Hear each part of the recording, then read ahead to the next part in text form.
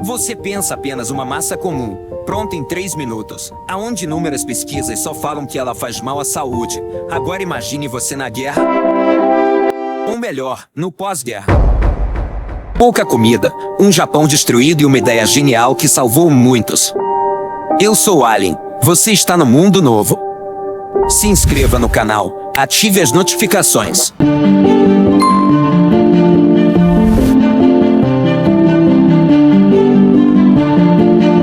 Você nem imagina a verdade por trás da criação do miojo.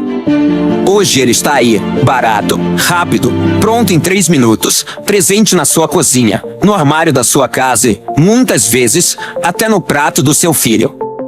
Você já sabe que não é saudável, já ouviu falar do excesso de sódio, dos conservantes, da fritura industrial, e mesmo assim ele continua sendo consumido todos os dias no mundo inteiro. Mas essa história não começa em supermercado, nem em propaganda colorida. Ela começa em guerra. Cidades destruídas, ruas em ruínas, fome descontrolada e pessoas andando quilômetros sem saber se encontrariam algo para comer. No Japão do pós-guerra, achar comida era quase um ato de sobrevivência diária.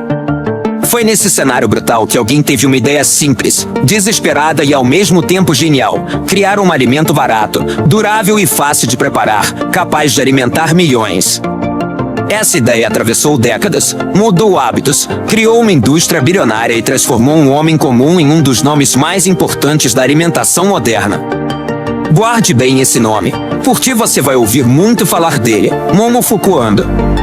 Antes de continuar essa história que parece simples, mas não é, observe toda essa produção em massa como o miojo é feito. Agora se prepare para saber a verdade. Quem inventou o miojo foi um homem chamado Momofuku Ando.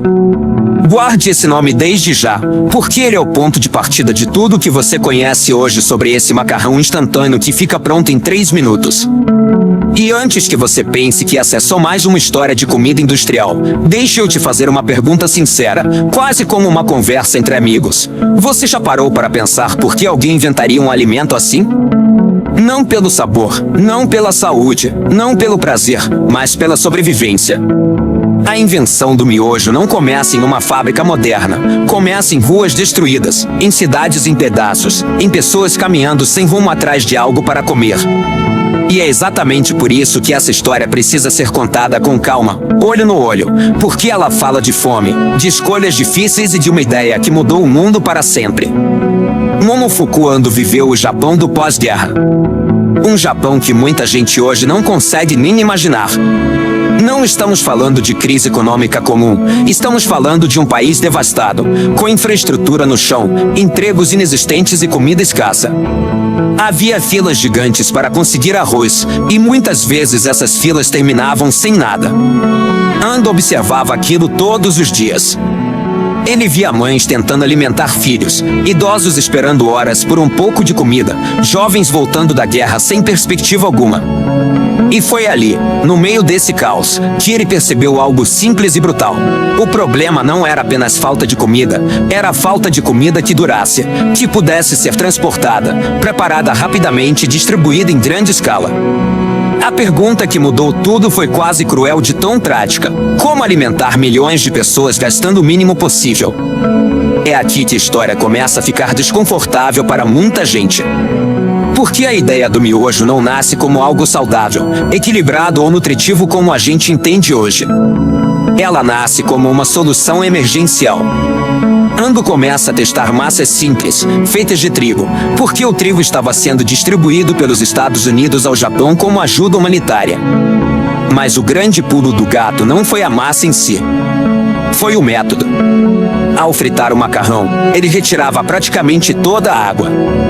Isso fazia com que o alimento durasse muito mais tempo sem estragar. Quando você joga água quente, ele reidrata.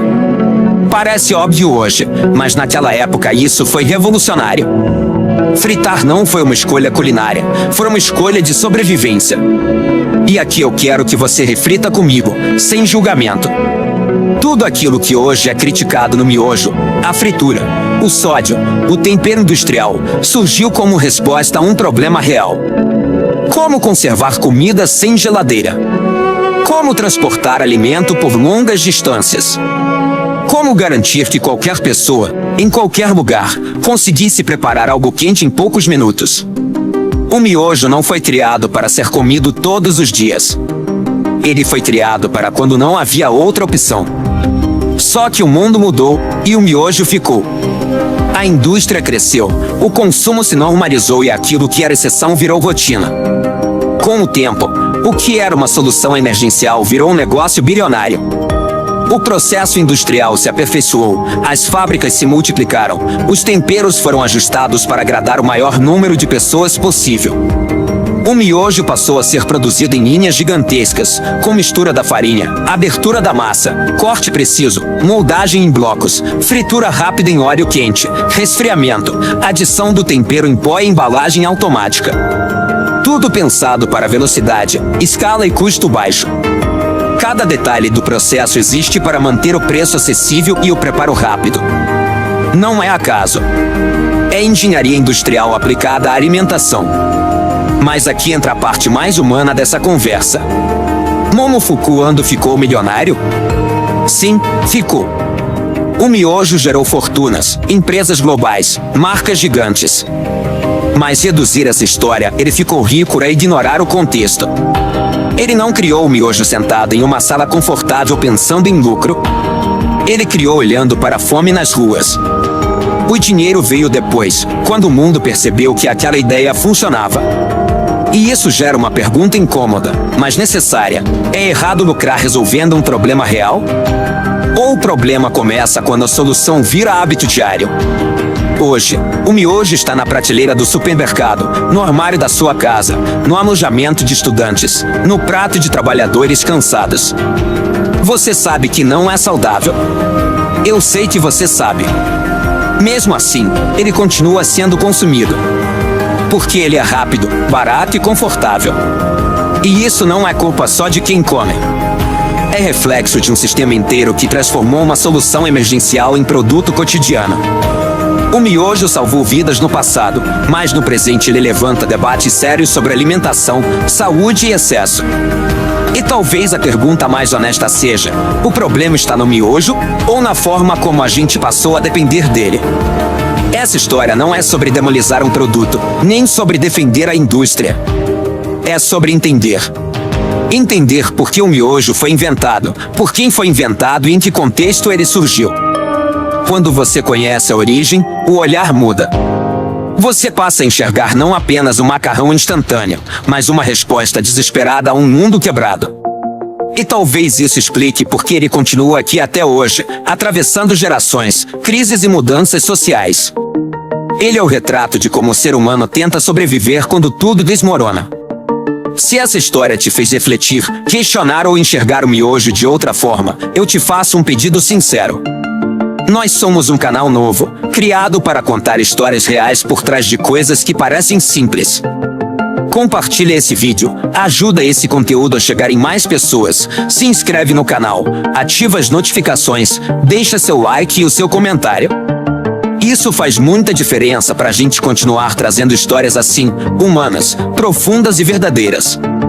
Agora que você sabe quem inventou o miojo e por quê, me conta, você ainda olha para ele do mesmo jeito?